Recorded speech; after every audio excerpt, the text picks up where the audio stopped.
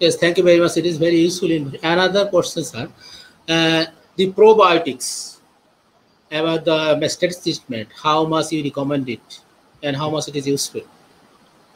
I think I don't. I'm someone who is not really very fond of probiotic. Oh, okay, sir. Okay, so that would require a separate discussion, because I don't want to tell you anything without evidence with me. So if there is Yeah, a chance, then I can also show why I am saying so. It doesn't look oh, good okay. just making a general statement, but I'm not very fond of probiotic. I usually don't want to introduce anything in animal's body which is not its natural inhibitor, whether Oh, it is yeast or either anything else. Why should I introduce something new in the environment, and that becomes an enemy of which are natural inhabitant. It's like a foreigner you are introducing into a country and others don't like him. yes, you're right. You're right. Sir, so because I in one study in Buffalo, we're seeing that in Buffalo usually the oxytocin is used more for milking. Yeah. In much more time. So do you think if we are using oxytocin sometimes or frequently in cows, it can increase the prevalence of subclinical mastitis or mastitis like this? Oh, I don't know its association with subclinical mastitis, but I don't like using oxytocin. Once in a while it's okay, if you want to ensure complete emptying. But I'm not really pro oxytocin, for simple reason that body is already secreting oxytocin. The problem is you are not stimulating secretion. So stimulation at the time of lactation for secretion of oxytocin is important, and that is what needs to be emphasized. But once in a while giving oxytocin is also not bad, because oxytocin is something which is endogenous. It's not something new which we are asking. But the problem is, if you want to use it for letting down repeatedly, then animal becomes used to exogenous source of oxytocin and will not secrete endogenous oxytocin. So then it will become dependent on exogenous oxytocin, which you'll have to keep on injecting. The way oxytocin is available, oxytocin is actually a very expensive drug, even in human, which a dairy farmer will not be able to afford. But the way oxytocin is produced in the market, available for veterinary, is in a very unhygienic environment. It's not oxytocin, it's actually an extract of posterior pituitary. And we don't know what kind of other things they are using, in what circumstances they are manufacturing it. So you are introducing a lot of infections, other things. So I want to avoid. I would ask them to sit for half an hour, 15 minutes more, stimulate, find out what it gets to stimulate. In case of buffaloes, if calf is not there, then this problem usually starts. So you need to focus more on stimulation of which. Then there are few papers. One, there is Dr. Thomas has done a lot of work with Uppsala University on oxytocin release, and they have found that physical stimulation of teeth for 10 to 15 minutes is good enough to release oxytocin. But all these farmers don't want. Everybody is in haste nowadays. Nobody wants to spend time with animals. They want to finish it in 2 minutes. Okay, yeah, yeah. Okay, sir. Thank you. And what is about the dry cow therapy? How much it is popular in the village level, or how's it in the small holding farms level in India? Uh, See, it's catching up in urban farms. There were actually two problems. Number one, actual dry cow therapy was not available in the country. Okay, yeah. So people at the time of drying of cow were using the lactating formulation, which was not really sufficient. Then there is dry cow. One company has started marketing. International company has started marketing, and I think it has not been properly popularized and put into a system of preventive health management. For preventive health management formulation, you need a different kind of drive to make it popular, compared to the clinical. vets are more interested in clinical because they want to go inject and next day the animal is treated. That glamour is different. But when you want to do it for preventive, then there are lots of other issues. So it needs to be taken up as a as a strategy by the vets, understanding that it is going to be useful to the farmers. It's not it's not really very popular even in India, and we are now trying to develop even dip is not very popular here. Yes, sir, but it's very important for the dairy sector having the tit dipping and dry cow management, everything. Yeah, and in one survey I found that around 60 to 70% of the vets who will go to the farmer for treating clinical case of mastitis would not advise for tit dipping. See, the problem is so acute. If a vet is called for, and I'm talking of my own little bit of experience which I have, don't want to generalize it to everybody, but the situation is such that people don't have time, and if the vet is called in the in the farm for treatment of a case of mastitis, he want to look at only udder. He will come and look only at udder. And that yes. affected udder. He won't he would not look want to look at the whole animal, take temperature, mastitis, give intramammary, finish, he's off. That is the problem. We need to have that holistic approach of finding out why it is happening. Can it be prevented? These are two questions which for a vet is very important to ask to the farmer. Okay. Why it has been there? Can it be prevented?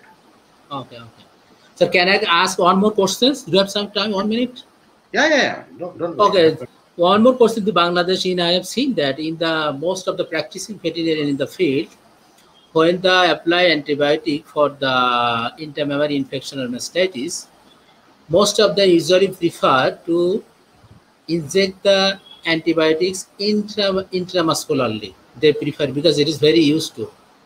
So that's if you want to make a comment, because the route of administration of the drug is very important for the recovery.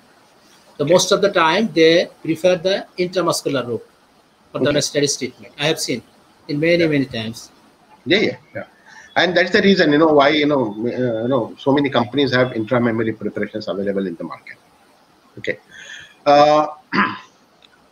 The advantage of intramammary administration of a drug is that you are targeting your antibiotic to specific tissue. Whereas if you are giving parenteral, then the drug is going to be distributed even to other parts of the body. So several compartments, drug is going to reach. So that is one issue. Number two problem with intramammary infusion is that how much of that is really getting absorbed through the epithelium, and how much remains in the teeth system. If you look at anatomy and the way the drugs are absorbed, I don't think much of it will be absorbed into the system, and therefore if there is infection, where there is infection in mastitis, is it in the teeth system or it is in the epithelium which is lining the teeth system inside the cell? So that would decide whether your intramammary preparation is going to be useful or not. Because if it is going to be in intracellular, your drug has to get inside the cell. And if it has to get inside the cell, it has to cross that lipid bilayer of the cell. And there are many drugs which do not cross that lipid bilayer. And therefore, your drug concentration will not reach epithelium. So if you are very sure that it is not intracellular, it is there only in the teeth system. And then number two question is, if you are able to follow all hygienic precautions for giving intramammary infections, you have a crate, can you restrain animal properly? Can you wash? You have sufficient availability of, and then can you safely introduce, and then animal is not going to dance at the time of giving intramammary preparation, otherwise you are going to damage with this stellate which you are going to introduce. So these are all questions which you need to consider while doing this. And I find that in 95% of the situation, I mean, we don't have I mean, the situation over here is not that good for giving intramammary infection, and the basic problem is docile. Our animals are not docile as Danish animal, In Danish animal, you can go and put your hand on the teat and introduce it. It will not even shake its tail or leg. Very comfortable.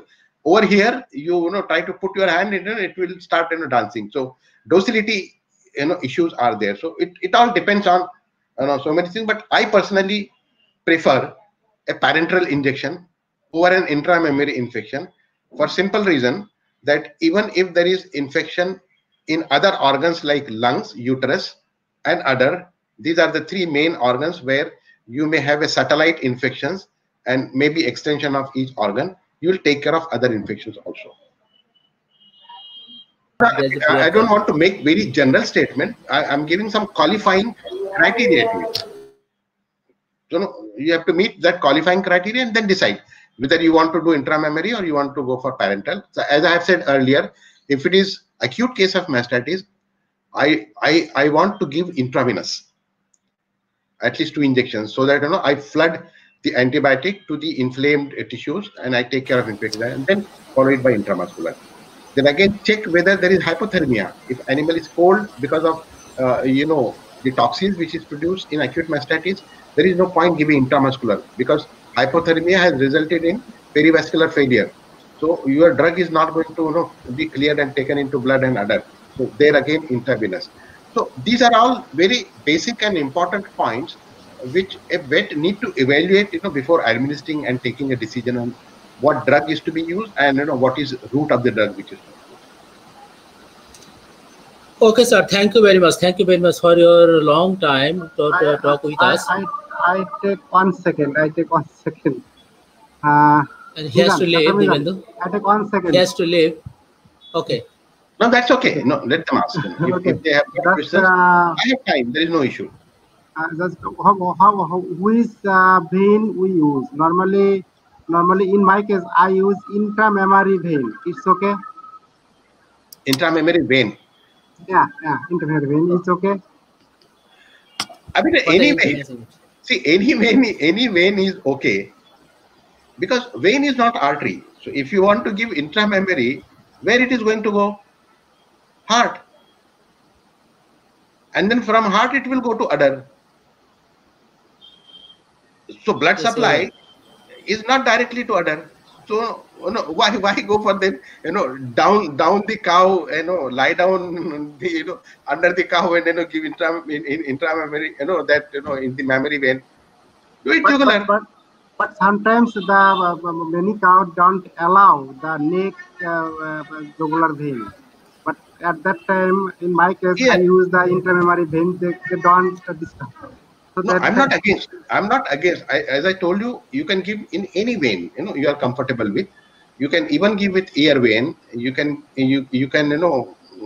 follow if animal is lying, sciatic vein, other vein. See, anyway, whatever vein you choose. You can use any vein. Okay, Abdul Professor, may I ask one question? In Bangladesh, our farmer is using some vaccine for mastitis prevention. So it's okay. Could you explain us about the facts of the mastitis vaccine? Some farmers say it is okay. Some farmers say it is no, it's not okay. Something like that. Okay, and not humoral. Whereas when you give vaccines, subcut, what you are doing is, you are producing a humoral response. Of course, some part of it, may also be cellular, because of fixed, T lymphocytes. But major part is in a humoral. So usually vaccines work extremely well with local, extremely well when you are using these. But for local, usually, a local administration is preferred. So there are lots of papers, lot of research on mastitis vaccine. There are some vaccines available containing, especially E. coli, other, and they claim to be useful. But there is a question mark still that in some cases you find it is effective, in some cases it is not effective. So that question is still not settled. So you need to really find out, whether that vaccine is developed in Bangladesh or you are getting it from outside. if you are getting it from outside, or those organisms are the antigenicity of your organisms is similar to the organisms which they have used. So these kind of things need to be worked by academic institutes, and then come up with the right answer. Thank you very much. Thank you very much. Sir. Thank you, sir. We will stop here today, and thank you very much for a long time and give us so much useful information. And we want to have your lecture in future maybe, so we'll keep in touch, and maybe I'll just come back to very soon with some other issues. Thank you very much, sir. Thank you very much. Thank you.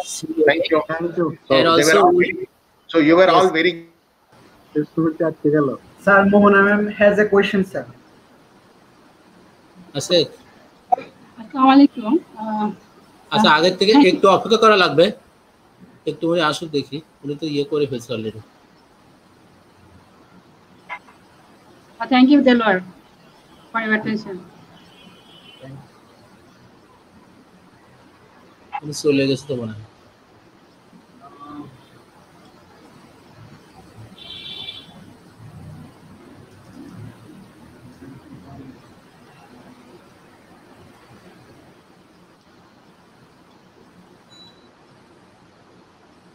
উনি কি বিদায় নিয়ে ফেলছে নাকি? No, sir. ভুলে গেছে মনে হয়। He lost the internet connection, maybe. No problem. Maybe we got another mathematics expert here, Tohid sir. So maybe I can direct the question to Tohid sir. Sir, are you listening to me? Sir, আমি কোশ্চেনটা ইংলিশে continue করছি। সেটা হলো যে উনি ওনার প্রেজেন্টেশনে যেটা বলেন যে he like to use Dry-Cow therapy for subclinical mastitis. My question is that maybe it's a problem for few farmers, but not all the farmers. Some cow got extended lactation period. Some can be more than 400 days, and some cow get milk dipping continuously. So in that case, and those cows, some cows still have good amount of milk. So in those cases, what should be the strategy for the Dry-Cow therapy? Should we follow any repeated Dry-Cow therapy, or what should be the strategy? Sorry, what is your opinion about it? আসলে যদি বলি, যদি আমি clearly বলতে পারি নাই, বুঝতে পারিনি আসলে, সেটি হচ্ছে যে যদি এই ধরনের ফার্মে এই ধরনের কোনো প্রবলেম থাকে, যে কিছু আছে যে রেজিস্ট্রেশন কি বলে মিল্ক পিরিয়ড বেশি, ল্যাকটেশন পিরিয়ড কোনোটাতে কম, তা সেক্ষেত্রে আমরা যেটা করে থাকি ভাগ করে নিই, মানে গ্রুপিং করে নিয়ে তারপরে তার রেশন এবং তার ওয়াটার ইনটেক এগুলো ডিফাইন করে দেওয়া হয়, দিয়ে তাকে নির্দিষ্ট সময়ের মধ্যে তাকে ড্রাই করা হয়, তারপরে ড্রাই কাউ থেরাপিটা করা হয়। আমি আমি আমি কি মানে বুঝতে পারছি কিনা আসলে কোশ্চেনটা অনুযায়ী? That's okay, but if it is milk dipping continuously after Dry-Cow therapy, what should we? Is there anything more we can do? মানে Dry-Cow therapy পরে, but if milk dipping, some are got continuous milk dipping from garden. এটা একটা বিষয়। Dry-Cow therapy তখনই করা হবে যদি last milking আমরা বলি, এরপরে আসলে মিল্ক যদি ডিপিং হয় এটা আসলে Dry-Cow therapy আমরা বলি না। যদি আবার ডিপিং এ হয় সেক্ষেত্রে আমরা যেটা করে থাকি, লাস্ট মিল্কিং এর পর একটা ট্রিট সিল্যান্ট আমরা ইউজ করে থাকি, যদিও বাংলাদেশে আসলে ওই ট্রিট সিল্যান্টটা এখন পর্যন্ত কমার্শিয়ালি আমাদের অ্যাভেলেবেল না, মানে Dry-Cow therapy পরে ট্রিট সিল্যান্ট ইউজ করা হয়, তো সেক্ষেত্রে আর ওই মিল্ক ডিপিংটা আসলে হয় না লিখিটে। Okay, thank you, sir. Okay, welcome. Okay, thank you very much. তাহলে আমরা শেষ করি তো। Okay, thank you very much সবাইকে থাকার জন্য। তাহলে আমরা এখানে শেষ করি। মানে আরো কিছু কোশ্চেন ছিল, ওগুলো আর করা হলো না আর কি, পরবর্তীতে দেখা যাবে। থ্যাংক ইউ ভেরি মাচ সবাইকে থাকার জন্য। আসসালামু আলাইকুম।